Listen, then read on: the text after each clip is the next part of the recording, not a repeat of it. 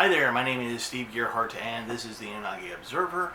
Thank you very much for coming by and watching today's episode for this week.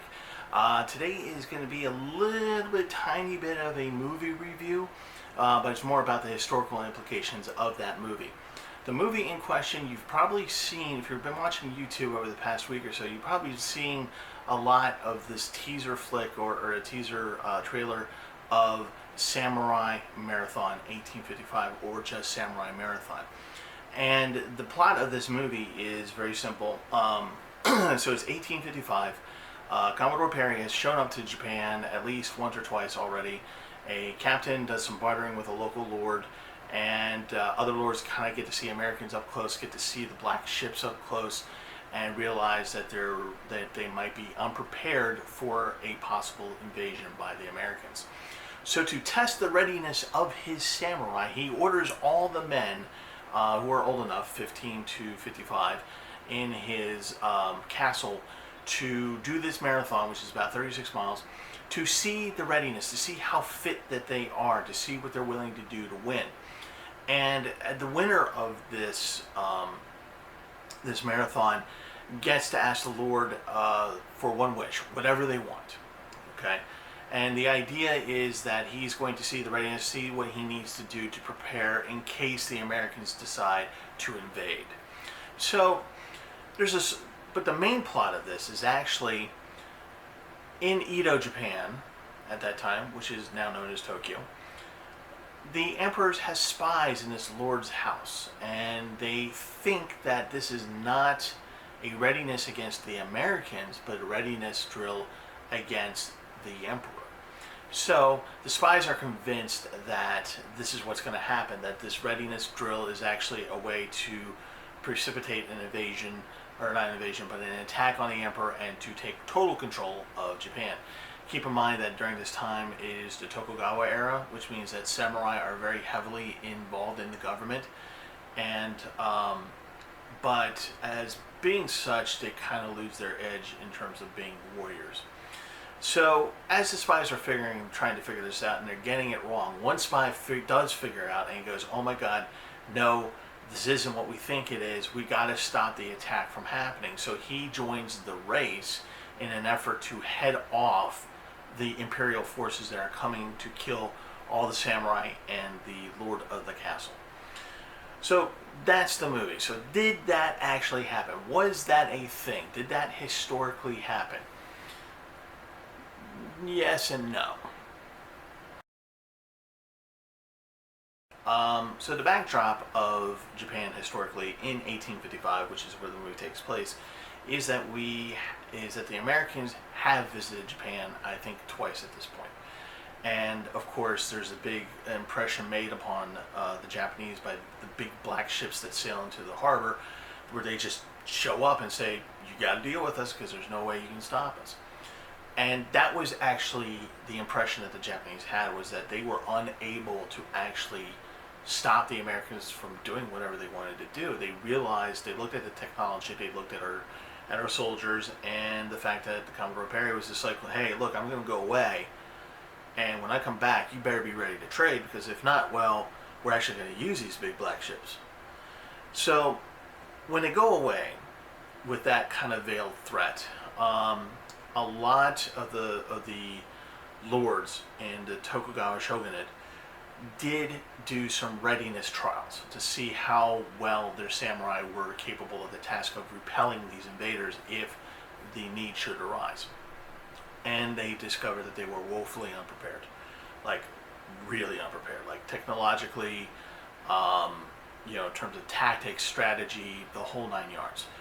And one of these things that did happen was the marathon. It was a very famous marathon that was 36 miles. And it was very grueling, and it was kind of like almost a anything goes kind of thing, where, there was the only rules that there is no rule.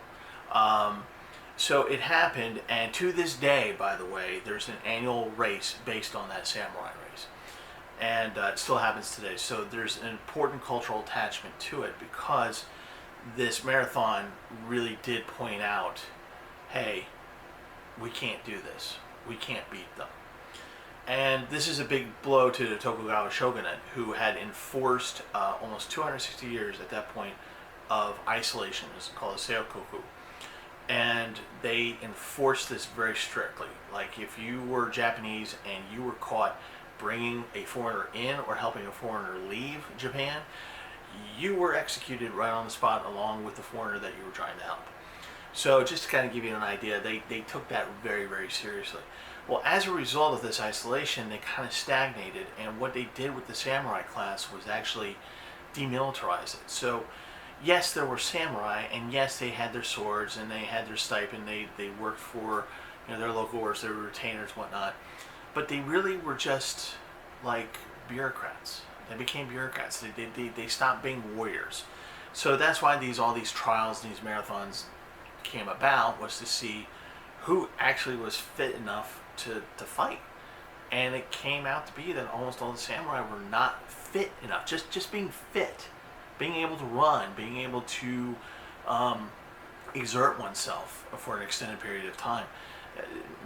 Nothing, or very little. So once that happened, this marathon kind of proved the point.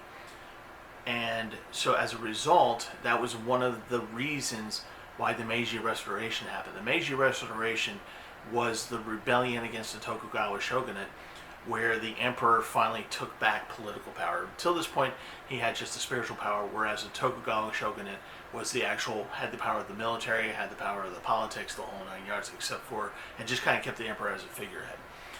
And so the Emperor Meiji, who was a 16-year-old boy, was reinstated on the throne about 13 years in 1868, after this marathon happened. And it was a rebellion that went from about 1858, so about 10 years, off and on fighting.